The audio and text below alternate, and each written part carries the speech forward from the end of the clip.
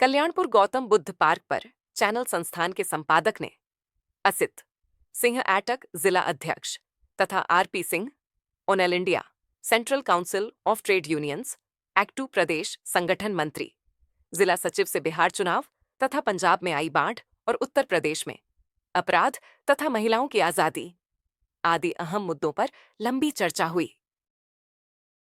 अच्छा, आखिरी सवाल एक और रह गया। मैं 1 मिनट लूँगा आपका कि क्या बिहार में बदलाव होगा? क्या लगता है कि आपको एनडीए गठबंधन या इंडिया गठबंधन में टक्कर तो देखने को मिल रही, क्या लगता है कि कुर्सियां भी अभी कल वाली रैली में तो कुर्सियां भी खाली दिखी हैं, तो उन कुर्सियों से अंदाज़ा लगाया जा सकता है कि राहुल जी की 100 किलोमीटर की पर डे की यात्रा, हालांकि उस पर भी कुछ पत्रकारों ने, महिला पत्रकारों ने, एंकर ने उस पर भी विरोध किया कि वो राहुल जी वहाँ चले गए हैं, आराम फरमा रहे हैं, मक्कार प्रतिपक्ष नेता हैं, कुछ ऐसा। तो क्या लगता है कि इनकी भाषाओं से या बिहार की राजनीति में कुछ बदलाव होगा, कोई दूसरी सरकार होगी?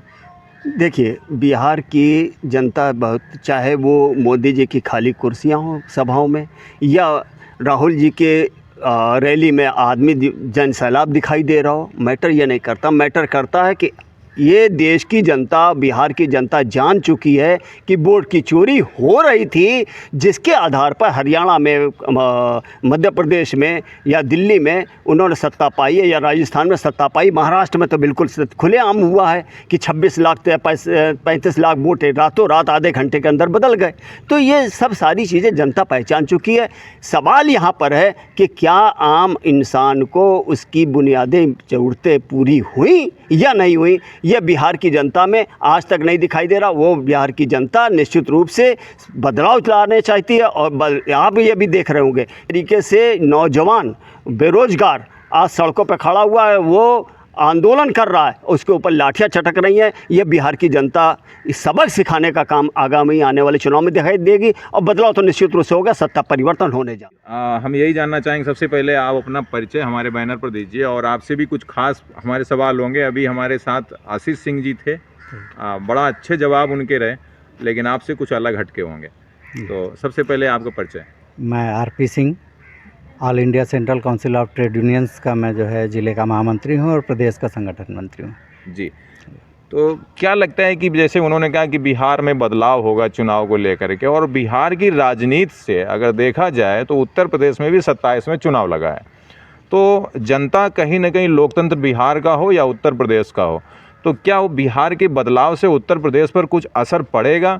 या अगर हम महंगाई और बेरोजगारी तमाम मुद्दों को लेकर के चलें, किसानों की बदहाली को लेकर के चलें, तो क्या लगता है आपको बदलाव होगा, सत्ता परिवर्तन होगा? या जैसा कि कहा था गृह मंत्री जी ने, अमित शाह जी ने, कि 2047 तक हमारी सरकार रहेगी, और इस बात को डिप्टी सीएम केशव प्रसाद मौर्य भी कई बार कह चुके हैं, ब्रजेश पाठक भी कई बार कह चुके हैं, तो क्या इनके अंदर वो कॉन्फिडेंस है कि सत्ता रहेगी, या बिहार चुनाव परिवर्तन के बाद उत्तर प्रदेश में भी बड़ा बवाल होने वाला है? बिल्कुल, मुझे लगता है कि सत्ता परिवर्तन होगा।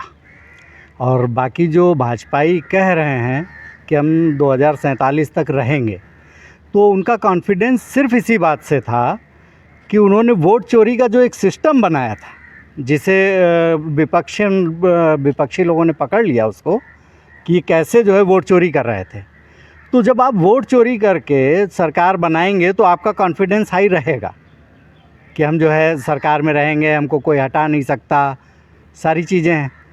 और बेरोज़गारी और महंगाई के सवाल को तो इन्होंने एकदम जो है ढकेल रखा है हाशिए पर कि उस पर कोई बातचीत नहीं करनी है। नौकरियां इतनी हैं कि अगर उसको खोल दिया जाए तो लगभग मेरे ख्याल में 8 से 10 लाख लोगों को नौकरियां मिल जाएंगी। रेलवे की है, शिक्षा विभाग की है, अन्य विभागों में भी पद खाली होते जा रहे हैं, उसको ये लोग जो है मर्ज नहीं कर रहे हैं कि उस पर जो है नियुक्तियां करें, वो सीधे सीधे उस पद को ही ख़त्म करते चले जा रहे हैं। आपका नगर निगम का जितना भी पद आ रहा है उसमें कह रहे हैं कि भाई सबको संविदा पे लाएंगे। अभी तो एक इन्होंने और कर दिया कि अब हम निगम के थ्रू करेंगे। निगम के थ्रू ये करेंगे कि एक एजेंसी को ये देंगे काम, वो उस एजेंसी को ये देंगे 40,000 रुपया। वो एजेंसी जब नियुक्त करेगी तो वो नियुक्त करेगी 20,000 रुपये पे, 15,000 रुपये पे, और उससे ये पूछने के लिए कोई भी बाध्य नहीं होगा कि आपको जब 40 मिल रहा है तो आप 35 क्यों नहीं देंगे। जैसे अगला सवाल हमारा ये होगा कि अगर स्वदेशी होने की बात सरकारों ने बहुत कही। अन्ना हजारे तो शायद सो रहे हैं, हमारी समझ से 2014 के बाद अन्ना जी सो गए हैं, और आप भी बताएंगे कि वो जग रहे हैं या सो रहे हैं, लेकिन इसके पहले वो अक्सर आंदोलन में रहते थे। तो स्वदेशी की अगर हम चर्चा करें कि हम स्वदेशी हैं, तो भारत में चाइना प्रोडक्ट भी नहीं बिकते थे, लेकिन अभी जो चाइना और भारत का जो रिश्ता व्यापार का जो दिख रहा है कि मोदी जी की मुलाकात हुई है, तो ऐसा लग रहा है कि उस पर कथावाचक रामभद्राचार्य जी ने भी कहा है कि इससे अर्थव्यवस्था मजबूत होगी और रिश्ते अच्छे होंगे, और भी कई बातें उन्होंने अपने भाषा में कही। हालांकि कई लोगों में उनका मानना है कि उनका बयान विवादित रहता है। तो आपका क्या कहना है? जहाँ तक हमारे स्वदेशी होने का सवाल है, तो स्वदेशी तो हमें होना चाहिए, अच्छी चीज़ है, उसका मैं विरोधी नहीं हूँ। लेकिन स्वदेशी सिर्फ इस लहजे में हो कि हम चाइना से कोई माल एक्सपोर्ट करके ले आएँ, यहाँ असेंबल करके बेच दें, तो ये तो स्वदेशीकरण नहीं हुआ। ये तो आपने किया कि कोई लाए, आपने उसको जोड़ गांठ के तैयार किया और उसको जो है बेच दिया मार्केट में, तो वो तो प्रोडक्ट तो टोटल हो गया वो चाइना का।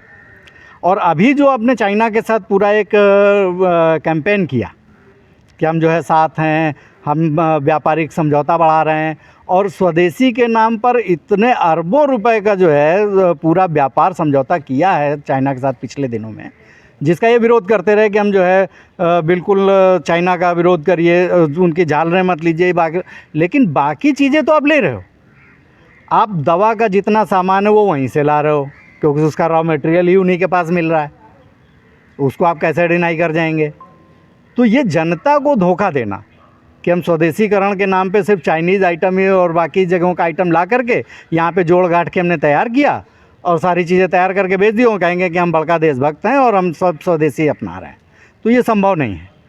उत्तर प्रदेश में क्या लगता है कि बिहार चुनाव की राजनीति से उत्तर प्रदेश में कोई परिवर्तन होगा? जैसे शिक्षा का अगर हम बात करें, शिक्षा, स्वास्थ्य, या हम अन्य मामलों में महंगाई पर भी चर्चा कर लें।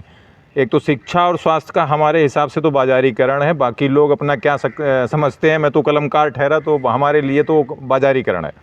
लेकिन अब लोगों की नज़र में वो क्या है? और अगर हम और भी चीज़ों को देखें कि मुख्यमंत्री जी ने बहुत बार सदन में कहा है कि अपराधी भी, माफिया भी प्रदेश छोड़कर भाग गए हैं, तो अभी हाल में ही एक घटना हुई है, तो क्या ये अपराधी नए पनप रहे हैं या मतलब कहीं से प्रकट हो रहे हैं? नहीं, नए कोई प्रकट नहीं हो रहा अपराधी, सब पुराने अपराधी हैं और नया चोला ओढ़ करके सामने आ रहे हैं अलग अलग तरीके से।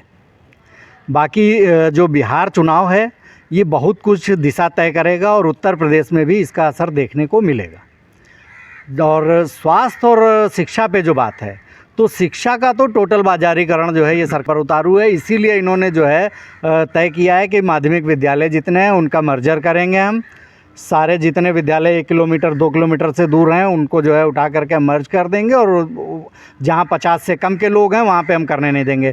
तो इसमें बहुत कुछ सरकारों का भी हाथ रहा है कि इन्होंने 50 के करीब जो है छात्रों को भर्ती ही नहीं करने दिया उन विद्यालयों में।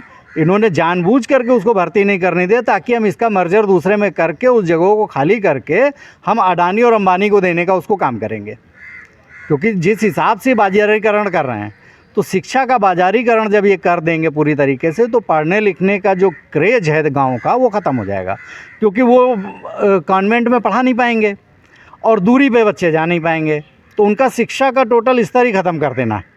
क्योंकि जब बहुत बहुत धन्यवाद आपका। जैसा कि आपने देखा हमारे साथ आरपी सिंह जी थे, इन्होंने बहुत अच्छे शब्दों से जिस तरीके से हमारे सवालों का जवाब दिया, तो इससे लगता है कि बिहार की राजनीति जो है, बिहार चुनाव है, उससे उत्तर प्रदेश में भी बहुत बड़ा बदलाव होने वाला है। क्या लगता है, देखना होगा। उत्तर प्रदेश विधानसभा चुनाव 2027 में है, लेकिन जनता का रुख किस कदर जाता है, किस तरफ जाता है, कि वो नेपाल की स्थितियाँ आज की जो देखने को मिल रही हैं कि वहाँ के प्रधानमंत्री KP शर्मा जी देश छोड़ करके अब दुबई जाने की तैयारी में हैं। तो क्या लगता है कि उत्तर प्रदेश हो या भारत सरकार हो, क्या बदलाव होना है या लोकतंत्र जाग चुका है? यह बहुत बड़ा अहम सवाल होगा। एक देश एक आवाज़ न्यूज़ 24 चैनल को सब्सक्राइब तथा लाइक, कमेंट, शेयर करना ना भूलें। देखें अपने शहर और देश की ताज़ा खबरें।